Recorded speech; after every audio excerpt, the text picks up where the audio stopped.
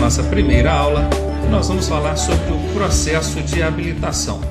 E o que é o processo de habilitação? São as etapas às quais o candidato deverá se submeter para obter a sua habilitação.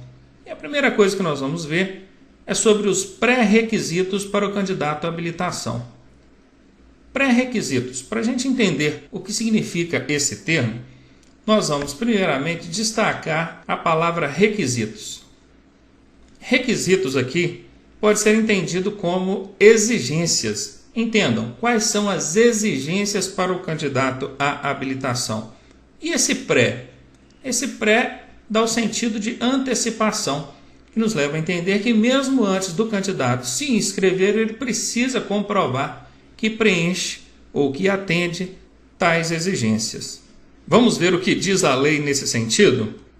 No artigo 140 do Código de Trânsito Brasileiro, diz o seguinte: item 1, ser penalmente imputável.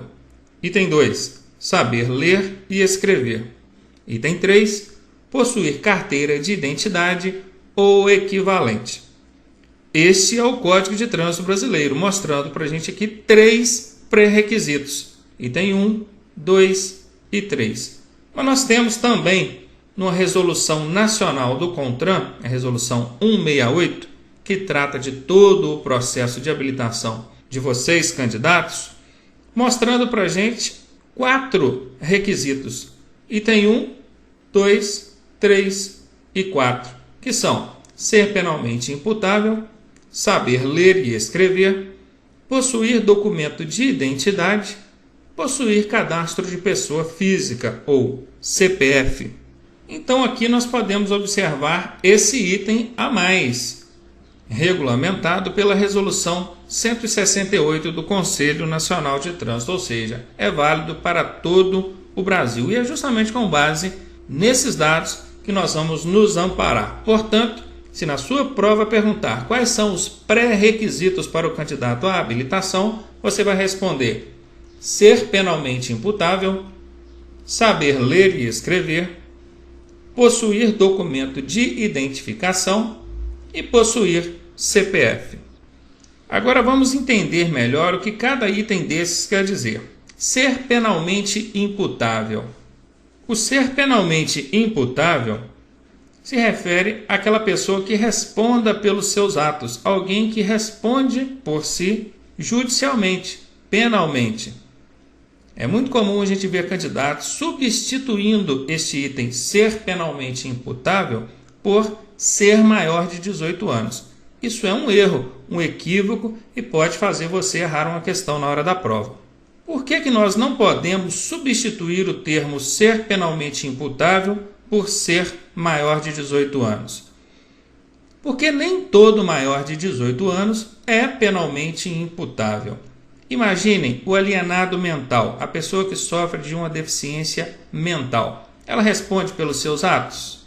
Claro que não. Portanto, mesmo sendo ela maior de 18 anos, ela ainda não preenche o requisito ser penalmente imputável. Portanto, não confundam. Se na sua prova pedir quais são os pré-requisitos e numa das alternativas ser maior de 18 anos, pode fugir dessa alternativa, porque certamente ela será considerada como errada.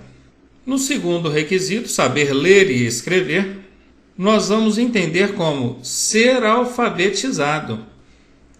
Observem, se a pessoa souber ler e escrever, ela não precisa comprovar nenhum grau de escolaridade.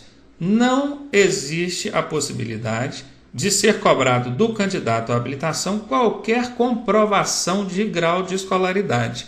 Nem primário, nem ensino médio, nem fundamental, nenhuma escolaridade será exigida do candidato.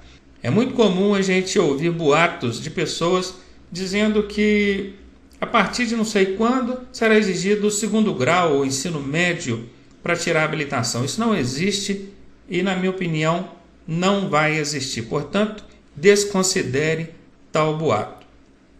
Entendam, hoje o requisito ou pré-requisito para se habilitar se limita a ser alfabetizado, ou seja, saber ler e escrever, independentemente da forma com a qual você lançou mão para aprender isso, seja com seus avós, com seus tios ou autodidata. não precisa comprovar escolaridade. O terceiro item diz possuir documento de identificação. Quando aqui menciona documento de identificação, nós devemos considerar carteira de trabalho, passaporte ou qualquer outro documento de identificação válido. Claro que precisa ser um documento com foto. O título de eleitor, por exemplo, não serviria.